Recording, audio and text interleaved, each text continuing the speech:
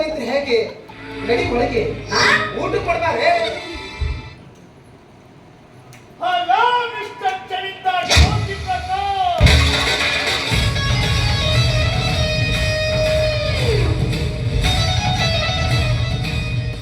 Mister Surendranath, welcome welcome welcome. Please take it your seat. Thank you.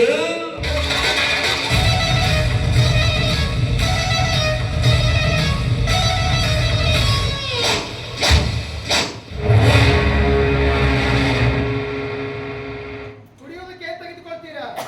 Coffee, tea, cold drinks, anyone? No. Only Royal State, Royal Whiskey, Royal Challenge, Royal. Sorry mister Surendranath.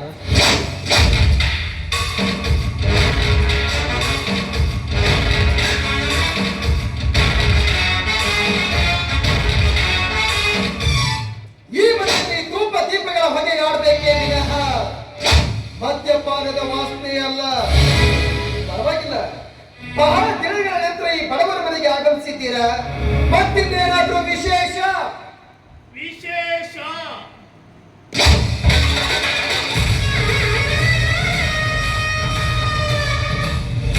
ವಿಶೇಷವಿಲ್ಲದೆ ಯಾರ ಮನೆಗೆ ಯಾವತ್ತು ಎತ್ತಿಗೆ ಕಾಲಿಟ್ಟವನಲ್ಲ ಈ ಸುರೇಂದ್ರನಾಥ್. ಇಲ್ಲಿಗೆ ಬಂದ ಕಾರಣ ಇಷ್ಟು ದಿನ ಚಿಕ್ಕವನಾಗಿದ್ದ ಈತನನ್ನು ಬೆಳೆಸಿ ದೊಡ್ಡವನನ್ನಾಗಿ ಮಾಡಿದ್ದೇನೆ. ಈತ ಈಗ ಪ್ರಬುದ್ಧ ವಯಸ್ಸಿಗೆ ಬಂದಿದ್ದಾನೆ ಅಂದಾಗ ಈತನ ಆಸ್ತಿ ಎಲ್ಲವನ್ನು ಈತನ ಹೆಸರಿಗೆ ಬಿಟ್ಟು ಕೊಡಿ ಅಂತ ನಿಮ್ಮನ್ನು ಎಚ್ಚರಿಸೋದಕ್ಕೆ ಬಂದಿದ್ದೇನೆ. Good, very good. ಉದ್ದೇಶಗಳು ತುಂಬಾ ಚೆನ್ನಾಗೇ ಇದೆ. But who are you? ಇದನ್ನೆಲ್ಲ ಕೇಳೋದಕ್ಕೆ ತಾವು ಯಾರು ಅಂತ ಕೇಳ್ಬೋದಾ? ಮತ್ತೆ ಹೊಸದಾಗಿ ಹೇಳಲಿಕ್ಕೆ ಯಾಕೆ ಮತ್ತೆ ಹೊಸದಾಗಿ ಹೇಳಿದ್ರೆ ತಪ್ಪಾದಿತ್ತೇನು?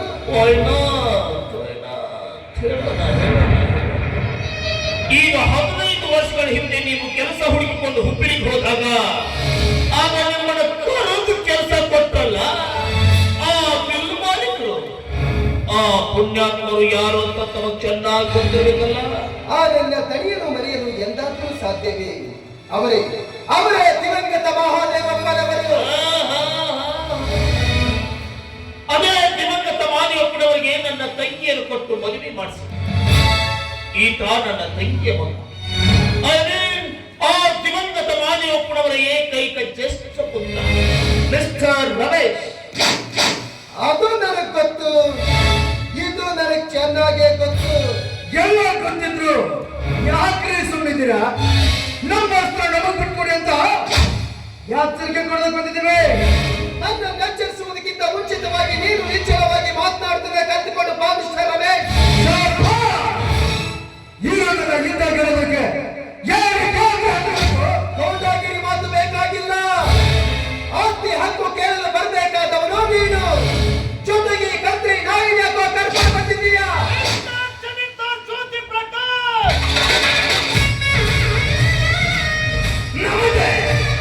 ನಮಗೆ ನಾಯಿ ಮರ್ಯಾದೆ ಕೊಡಬೇಕಾದ್ರೆ ನಿಮಗೆ ಹಣದ ಹಕ್ಕು ಎಷ್ಟಾಗಿರಬೇಕು.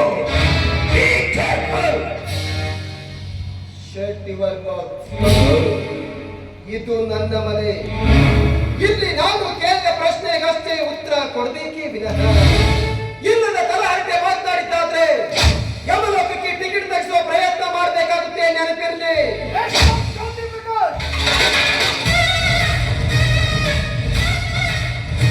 ಇಲ್ಲಿ ಸಂಪಿಗೆ ಕಬರಿ ಮಾಡಿ ಹೋಗುವ ಪುಕ್ಕಲು ನರಿಗಳು ನಾವಲ್ಲ. ನಾವು ಪೂರ್ವ ಸಿದ್ಧತೆ ಮಾಡಿಕೊಂಡೆ ನಿಮ್ ಜನ ಪಟ್ಟೆ ಹಿಡಿದು ಆಸ್ತಿ ಕೇಳೋದಕ್ಕೆ ಬಂದಿರೋದು. ಅಯ್ಯೋ ಬಚ್ಚ, ಅಂದು ನಿನ್ನ ತಂದೆ ತಾಯಿಗಳು ಸಾಯುವಾಗ ನೀನು ಕೇವಲ 3 ತಿಂಗಳ ಕೂಸಾಗಿದ್ದೆ. ಆವಾಗಲೇ ಆಸ್ತಿಯಿಂದೆಲ್ಲ ನಿನ್ನ ಹೆಸರಿಗೆ ಬರೆದು ಬಿಟ್ಟಿದ್ರೆ ಈ ನಿನ್ನ ಸೋದರ ಮಾವ ನಿನ್ನ ಪ್ರಾಣಕ್ಕೆ ಏನಾದರೂ ಧಕ್ಕೆ ತರಬಹುದು ಅಂತ ತಿಳಿದುಕೊಂಡು ಇಡೀ ಆಸ್ತಿಯಿಂದೆಲ್ಲ ನನ್ನ ಹೆಸರಿಗೆ ಬರೆದಿಟ್ಟು ನಿಮ್ಮ ತಂದೆ ಕೂಡ ನಿಮ್ಮ ತಾಯಿಯ ನೆನಪಿನಲ್ಲೇ ಕೊರಗಿ ಸತ್ತು ಹೋದ್ರು ಅಂದಾಗ ಅಂತ ಸ್ವಾರ್ಥಿ ಮಾವನನ್ನೇ ಮುಂದಿಟ್ಟುಕೊಂಡು ಆಸ್ತಿ ಹಕ್ಕು ಕೇಳಲು ಬಂದಿದ್ದೀಯಲ್ಲ, ಅಷ್ಟು ಸುಲಭವಾಗಿ ಸಿಗುತ್ತೇನು? ಸಿಂಚ ಬಿಟ್ಟು ನಾನು ಕೋರ್ಟು ಮುಖಾಂತರ ಕತ್ತ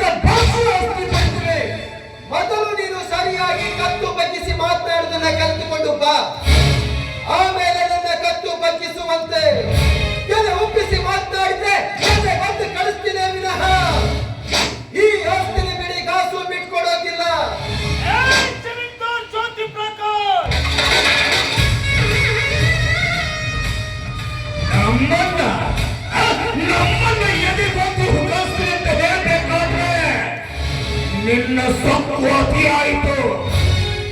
ಈ ಸುರೇಂದ್ರನಾಥ್ ಒಮ್ಮೆ ಕೆಟ್ಟು ಮನಸ್ಸು ಮಾಡಿದ್ರೆ ಈ ನಿಮ್ಮ ಕ್ಷಣಿಕ ಸುಖ ಆದಷ್ಟು ದಿನ ಕ್ಷಣಾರ್ಧದಲ್ಲೇ ಕಷ್ಟದ ಕುರಿಮೇಲೆ ಬಂದು ಬೀಳುತ್ತೆ ಅನ್ನೋದು ಯಾವ ಕಾಲಕ್ಕೂ ಮರಿಬೇಡಿ. ಬಾಯ್ನ ನೀವ್ಯಾರಿ ನನ್ ಜೊತೆ ಮಾತನಾಡ್ಬೇಕೆ? ಪಾಪ ಏನು ತಿಳಿಯದ ಹಸಿರು ಹುಡುಗನ ತಲೆಯಲ್ಲಿ ಮನೆ ಮುರುಕದ ಬುದ್ಧಿ ತುಂಬಿ ನನ್ ಮೇಲೆ ಎರಗಲು ಬಂದ್ರೆ ನೀವಿಬ್ಬರು ಕತ್ತಲ ಕೋಣೆ ಅಧಿಪತಿಗಳಾಗಬೇಕಾಗುತ್ತೆ. ನಮ್ಮ ನಮಗೆ ಕೊಟ್ಕೊಡೋದಕ್ಕೆ ನಿಮ್ಮ ಜಾಸ್ತಿ ಇಷ್ಟ ಮಾಡ್ತಾವ್ರಿ. ಇದು ಹೊಟ್ಟೆ ಉರಿ ಅಲ್ವೋ ರಮೇಶ? ಹೊಟ್ಟೆ ಉರಿ ಅಲ್ಲ, ಇದು ನಿಮ್ಮಪ್ಪನ ಆಸ್ತಿನಿ ನಿಜ. ಇದನ್ನ ಪಡೆಯುವ ಪದ್ಧತಿಯಿಂದ ಪಡಿಬೇಕು. ಅಂದ್ರೆ ಹೃದಯ ವಿಶಾಲವಾಗಿರಬೇಕು, ಸ್ವಾರ್ಥ ಹರಿದು ಹೋಗಿರಬೇಕು, ಇಂಥ ಕಾಮುಕ ವ್ಯಾಕರಣಗಳ ಮಾತಿಗೆ ಮನ ಸೋಲದಿರಬೇಕು. ಅಂದಾಗ ನಿಮ್ಮಪ್ಪನ ಆಸ್ತಿ ತಾನಾಗೆ ಬಂದು ನಿನ್ನ ಉಡಿಯಲ್ಲಿ ಬೀಳುತ್ತೆ. ನೀವ್ ಹೇಳೋದನ್ನ ನೋಡಿದ್ರೆ ನಮ್ಮಪ್ಪನ ಆಸ್ತಿನ ನನಗೆ ಬಿಟ್ಟು ಕೊಡಿ ಅಂತ ನಿಮ್ಮ ಕಾರಣಕ್ಕೆ ಹಾಳಾಗಬೇಕಾಗಿತ್ತೇನೋ? ನೀನು ನನ್ನ ತನಿಯ ಮಗ ಕಣು. ನಿನ್ನ ಕಡೆಯಿಂದ ನಾನು ಕಾಣಿಸ್ಕೊಳ್ತೀನ ಇಲ್ಲ. ನಿಮ್ಮ ತಂದೆಯವರ ಪಾದ ತೊಳೆದ ನೀರನ್ನ ನಾನು ಕುಡಿದ್ರು ಈ ಜನ್ಮದಲ್ಲಿ ಅವರ ಋಣ ತೀರಿಸೋದಕ್ಕಾಗೋದಿಲ್ಲ. ಏನು ತನಿಯ ಮಗ ಎಂಬ ಕನಿಕರದಿಂದ ನಿನಗೆ ಬದುಕುವ ಮಾರ್ಗ ತೋರಿಸ್ತಾ ಇದ್ದೀನಿ ಅಷ್ಟೇ. ನನಗೆ ಬದುಕುವ ಮಾರ್ಗ ತೋರಿಸ್ತೀರಾ? ಅದು ಹೇಗೋ? ಅದು ಹೇಗೋ? ಈಗಿನ ಸೋದರ ಮಾವ ನಿನ್ನ ಲಾಲನೆ ಪಾಲನೆಗೋಸ್ಕರ ತಿಂಗಳಿಗೆ ನನ್ನಿಂದ ಲಕ್ಷ ಗಟ್ಟಲೆ ಹಣ ಎತ್ತಿ ಒಯ್ತಾ ಇದ್ದಾನಲ್ಲ, ಅದರಲ್ಲಿ ನಿನಗಾಗಿ ಎಷ್ಟು ಖರ್ಚು ಮಾಡಿದ್ದಾನೆ ಎನ್ನುವ ಕಲ್ಪನೆ ನಿನಗೇನಾದ್ರೂ ಇದೆಯಾ? ಇಲ್ಲ. ಅಂದಾಗ ಅಂತ ಸ್ವಾರ್ಥಿ ಮಾವನನ್ನೇ ಮುಂದಿಟ್ಟುಕೊಂಡು ಆಸ್ತಿ ಹಕ್ಕು ಕೇಳಲು ಬಂದಿದ್ದೀಯಾ? ಇವನನ್ನ ಬಿಟ್ಟು ಬಾ. ಕೂಲಿಯ ಕಾರ್ಮಿಕರ ಜೊತೆಯಲ್ಲಿ ನೀನು ಒಬ್ಬ ಕೂಲಿಯ ಕಾರ್ಮಿಕನಾಗಿ ದುಡಿ. ನಿನ್ನ ಮಿಲ್ಲಲ್ಲಿ ದುಡಿಯುವಂತಹ ಕಾರ್ಮಿಕರನ್ನೆಲ್ಲ ನಿನ್ನ ಹೊಟ್ಟೆ ಮಕ್ಕಳಿಗಿಂತ ಹೆಚ್ಚಾಗಿ ಜೋಪಾನ ಮಾಡು. ಆವಾಗ ನಿಮ್ಮಪ್ಪನ ಆಸ್ತಿಯೆಲ್ಲ ನಿನ್ನ ಹೆಸರಿಗೆ ಬರೆದುಕೊಟ್ಟು ನಿಮ್ಮಪ್ಪ ನನಗೆ ಶರಣಾಗಿ ಹೆಂಡತಿ ಮಕ್ಕಳು ಹುಟ್ಟು ಬಟ್ಟೆ ಮೇಲೆ ಈ ಮನೆ ಬಿಟ್ಟು ಹೊಟ್ಟು ಹೋಗ್ತೀವಿ.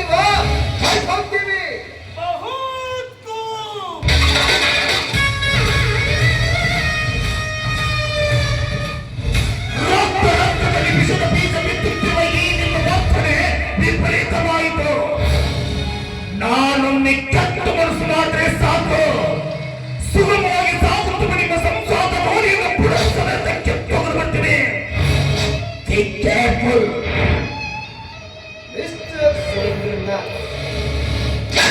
ಪಗಳೋ ನಾಯಿ ಕಚ್ಚೋದಿಲ್ಲ, ಕಚ್ಚುವ ನಾಯಿ ಪಗಳೋದಿಲ್ಲ ಎನ್ನುವ ಗಾದೆ ಮಾತನ್ನ ನೀವಿಬ್ರು ಕೇಳಿರ್ಬೇಕಲ್ಲ. ಅದರಂತೆ ಪಗಳೋ ನಾಯಿಗೆ ಕಲ್ಲು ಹೊಡೆದು ಹೊರಗೆ ಹಾಕುವುದಕ್ಕಿಂತ ಮುಂಚಿತವಾಗಿ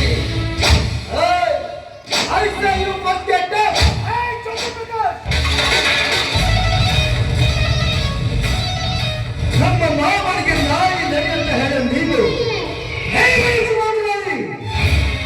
ನಮ್ಮ ತಂದೆ ಆಗಿರೋ ಅಣ್ಣ ತಿಂದು ಬಾಲ ಅಲಾಡಿಸಿ ಬೆಳೆದು ನಿಂತು ಈಗ ದಣಿಯ ಮಗನಿಗೆ ಗುರು ಎನ್ನುವ ಈ ನಿಮ್ಮ ಭಕ್ತರಿಗೆ ನಮ್ಮ ಕಡಿವಾಣ ಇರಲಿ. ನಿಜ ಪರಮೇಶ್ವರ, ನಾನು ನಾಯಿನೇ ನಿಜ. ಆದ್ರೆ ನಿಮ್ಮಪ್ಪ ಸಾಕಿರುವ ನೀ ಹತ್ತಿರ ನಾಯಿ ಅಂತಿನಿಂದ ಇಂದಿನವರೆಗೂ ನಿಮ್ಮ ಸಮಸ್ತ ಆಸ್ತಿಯನ್ನೆಲ್ಲ ನಾನೇ ಸ್ವಲ್ಪ ಕಾವಲಾಗಿ ಕಾಯ್ದುಕೊಂಡು ಬಂದಿದ್ದೇನೆ. ಮತ್ತೆ ಇದನ್ನು ಯಾರಾದ್ರೂ ಅಪಹರಿಸಲು ಬಂದ್ರೆ ಅವರನ್ನ ಕಚ್ಚಿ ಹಾಕ್ತೇನೆ ವಿನಃ ಈ ಆಸ್ತಿ ಬಿಡಿಗಾಸು ಬಿಟ್ಕೊಡೋದಿಲ್ಲ. ರಮೇಶ, ಮೊದಲು ನಿಮ್ಮ ತಂದೆಗೆ ಬುದ್ಧಿ ಇಲ್ಲ. ತನ್ನ ಸ್ವಂತ ಆಸ್ತಿಯೆಲ್ಲವನ್ನು ತನ್ನ ಮಗನ ಹೆಸರಿಗೆ ಬರೆಯುವುದನ್ನು ಬಿಟ್ಟು ಹೋಗಿ ಇಂಥ ಪಿಕಾರಿ ಹೆಸರಿಗೆ ಬರೆದಿಟ್ಟಿದ್ದರಲ್ಲ ಆ ನಿನ್ನಪ್ಪ, ಅಪ್ಪನ ಮಗನಿಗೆ ಬುದ್ಧಿಲ್ಲ. ಸುರೇಂದ್ರನಾಥ್, ನನಗೆ ಅಲ್ಲ ಸಲ್ಲತನ ಮಾತನಾಡಿದ್ದಾದ್ರೆ ನಿನ್ನ ಕೊಲೆ ಇದೆ ಅವರಿಗೆಲ್ಲಾದಿದ್ದು ಜೋಕೆ. ಹೊಟ್ಟಲ್ಲಿ ಹುಟ್ಟಿದ ಮಗನ ಹೆಸರಿಗೆ ಆಸ್ತಿ ಬರೆಯೋದನ್ನು ಬಿಟ್ಟು ನಿಮ್ಮಂತ ಬೀದಿ ಬಿಕಾರಿ ಹೆಸರಿಗೆ ಆಸ್ತಿಯನ್ನ ಬರೆದಿಟ್ಟು ಸತ್ತಲ್ಲ ನಮ್ಮಪ್ಪ. ಅವನೇನಾದ್ರೂ ಬರ್ಬೇಕಾದ್ರೆ ನಿಮ್ಮ ತಾಯಿನೇನಾದ್ರೂ ಕೂಡ್ಕೊಂಡು ಬಂದಿದ್ದೇನೋ? ಸುತ್ತು ಬಿಟ್ಟನು ಮಗನೇ, ನೆತ್ತಿ ಮೇಲಿನ ಮಾಸಾರದ ಕೂಸು ನೀನು. ನನಗೆ ನಮ್ಮ ಮಕ್ಕಳೇ ನಮ್ಮ ಮಾತು ಕೇಳೋದಿಲ್ಲ, ಮತ್ತೊಬ್ಬರ ಮಕ್ಕಳ ಮೇಲೆ ಯಾಕೆ ಕೈ ಮಾಡ್ತೀರಾ? ಬಿಟ್ಟು ಬಿಟ್ಟು ನಡ್ರಿ ಅವರ ಆಸ್ತಿನ. ಮುಂಚೆ ಬಾಯ್ನ ಯಾರಿಗೆ ಬೇಕಾಗಿದೆ ಗಂಗಾ? ಯಾವ ನಾಯಿಗೆ ಬೇಕಾಗಿದೆ ಗಂಗಾ ಈ ಆಸ್ತಿ? ಈಗಲೇ ಈ ಆಸ್ತಿನೆಲ್ಲ ಇವನ ಹೆಸರಿಗೆ ಬರ್ಬಿಟ್ರೆ ಇವನ ಸೋದರ ಭಾವ ಇವನ ಪ್ರಾಣಕ್ಕೆ ಏನಾದರೂ ಧಕ್ಕೆ ತರಬಹುದು. ಗಂಗಾ ಗಂಗಾ ಸಾಮಾನ್ಯದವನಲ್ಲ ಗಂಗಾ ಇವನು, ಪದವನ್ನೇ ಗಳಿಸುವ ಕೋಟಿ ಜಾತಿ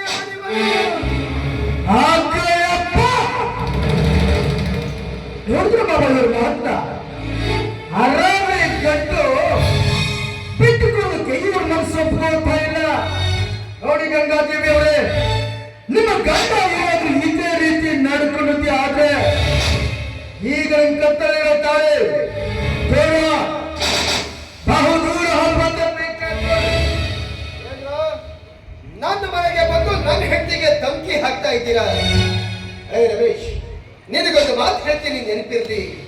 ಈ ನಿಮ್ಮ ಮಾಮನ ಮಾತು ಕೇಳಿ ಮತ್ತೊಬ್ಬರ ಮನೆ ಹಾಳು ಮಾಡುವ ರವಿಶಂಕರ್ ನೀನಾಗ್ದೆ, ಅದೇ ಮತ್ತೊಬ್ಬರ ಮನೆ ಬೆಳಗುವ ಪವರ್ ಸ್ಟಾರ್ ಪುನೀತ್ ರಾಜ್ಕುಮಾರ್ ನೀನಾಗು. ನಿನ್ನ ಜನ್ಮ ಸಾರ್ಥಕವಾಗುತ್ತೆ. ಅರ್ಥಾಗ್ಲಿಲ್ಲ? ಹೋಗ್ತೀವಿ, ಮತ್ತೆ ಬರ್ತೇವೆ, ಆವಾಗ ತೋರಿಸ್ತೀವಿ. ನಾವೇನು ಮಕ್ಕಳ ನಾಯಿಗಳು ಅಥವಾ ಕಚ್ಚೋ ನಾಯಿಗಳು ಅಂತ. Come on, Ramesh.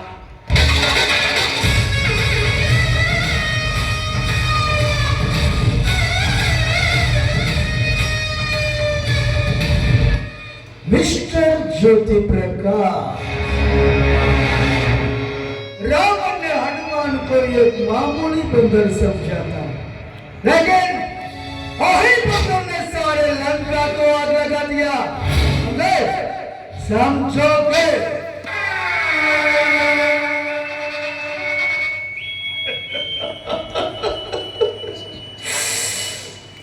ಶ್ರೀಮತಿ ಗಂಗಾದೇವಿಯವರೇ, ಮನೆಯಲ್ಲಿ ಒಳ್ಳೆತನ ಅನ್ನೋದೊಂದಿದ್ರೆ ಬೆಂಕಿ ಹತ್ತಿ ಉರಿತಾ ಇದ್ರು ಮಳೆ ಬಂದು ಕಾಪಾಡಿಬಿಡುತ್ತೆ.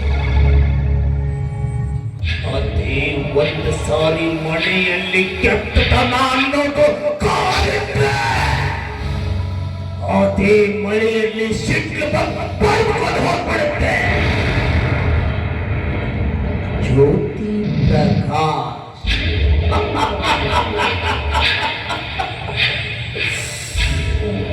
ಜ್ಯೋತಿ ಇದ್ರೆ ತಾನೇ ಈ ಪ್ರಕಾಶ. ನಾನು ಆ ಜ್ಯೋತಿಯನ್ನೇ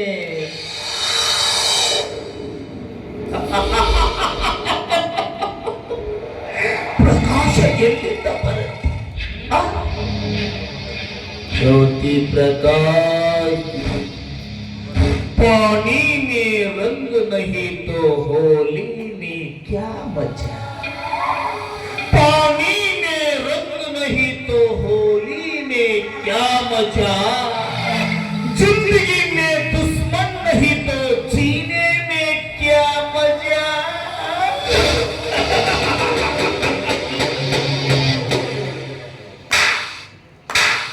अबे ओ प्यारी मुन्ना, इधर आओ. तुम तो है बेवफा, तुम जैसे बेवफा को वफा नहीं मिलती, मिलती है सिर्फ दर्द. उस वक्त दवा क्या, भगवान का दुआ भी नहीं मिल सकती. समझे? दोनों समझ लेना. ऐसे यू forget out.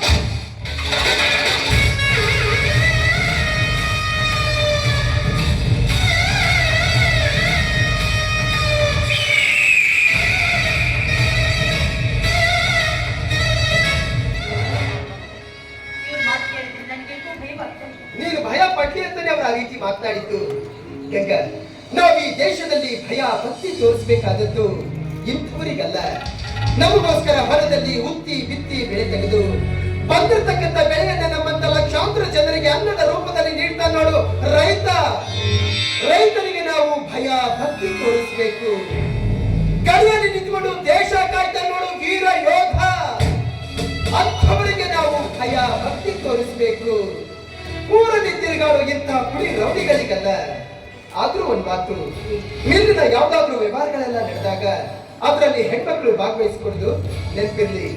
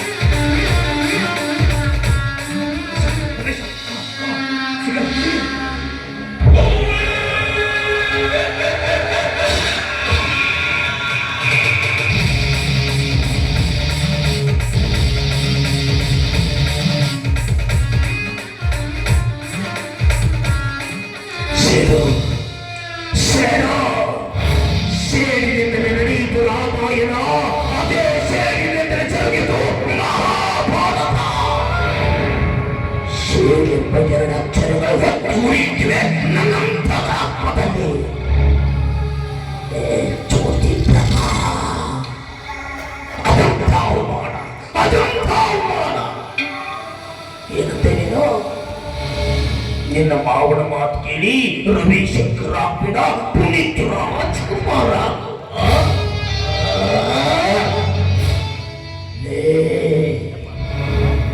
ಎಡಗೈಗೆ ಕಟ್ಟಗ ಹಾಕಿದ ತಕ್ಷಣ ಯಾವನು ವಿಷ್ಣುವರ್ಧನಾಗಲ್ಲ, ತಲೆ ಮೇಲೆ ಕಿರೀಟ ಹಾಕಿದ ತಕ್ಷಣ ಯಾವನು ರಾಜ್ಕುಮಾರನು ಆಗಲ್ಲ. ಇಲ್ಲಿ ನಾನು ನಾನೇ, ನೀನು ನೀನೇ.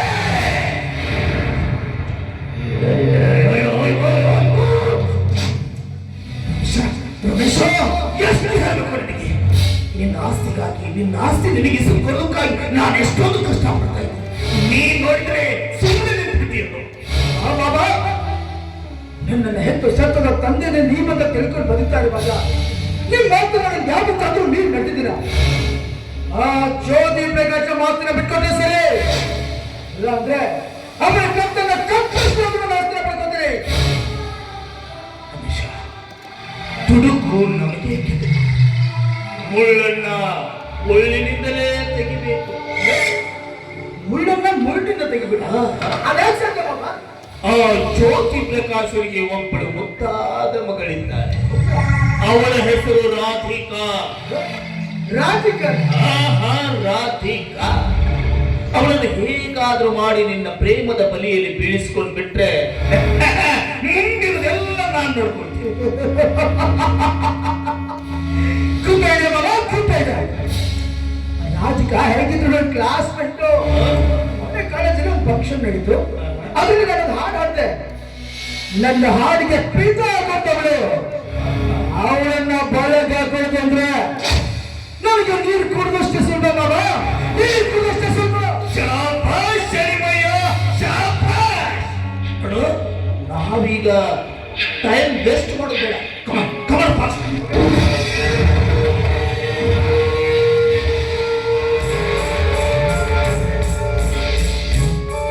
ರಮೇಶ, ಹುಡುಕೋ ಬಳ್ಳಿ ತಾನಾಗಿ ಕಾಲಿಗೆ ತೊಡಕಾಯ್ತೆನ್ನೋ ಹಾಗೆ ಆ ರಾಧಿಕಾ ಇದ್ದ ಕಡೆನೇ ಬರ್ತಾ ಇದ್ದಾರೆ. ಈಗಲೇ ಹೇಗಾದ್ರೂ ಮಾಡಿ ನೀನು ಅವಳನ್ನ ನಿನ್ನ ಪ್ರೇಮದ ಬಲಿಯಲ್ಲಿ ಬಂಧಿಸಿ ಬಿಡು. ನಾನು ಆಮೇಲೆ ಎಲ್ಲ ವಿಷಯ ಪ್ರಸ್ತಾವನೆ ಮಾಡ್ತೀನಿ. ಓಕೆ ಮಾಮ. ನೋಡು ನೋಡು, ನೀನ್ ಇದರಲ್ಲಿ ಸೈಲೆಂಟ್ ಮ್ಯಾನ್ ಆಗ್ಬೇಡ. ರಿಜಿಸ್ಟರ್ ಪಿಕ್ಚರ್ ನೋಡಿದ್ದೀರ? ತುಂಬಾ ನೋಡ್ತೀನಿ. ರಸಿಕರ ಆ ರಾಜ ನೀನ್ ಇವಾಗ ನಿನ್ನ ರಸಿಕತೆ ಎಷ್ಟಿದೆಯೋ ಅದೆಲ್ಲವೂ ಇಲ್ಲಿ ಪ್ರಯೋಗ ಮಾಡಿ. ಓಕೆ ಮಾಮ. ನಾನು ಬರೀನಿ.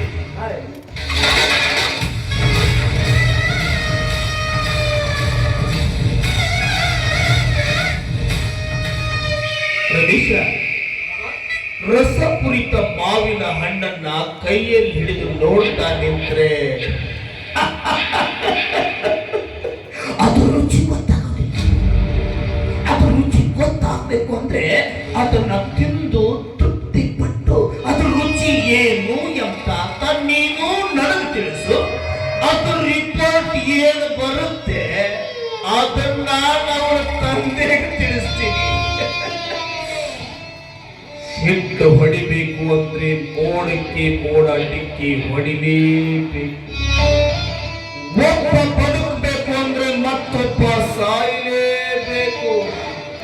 ಇದು ಇದು ವೇದಾಂತ ಅಲ್ಲಲ್ಲ, ಈ ಸುರೇಂದ್ರನಾಥ ಸಿದ್ಧಾಂತ.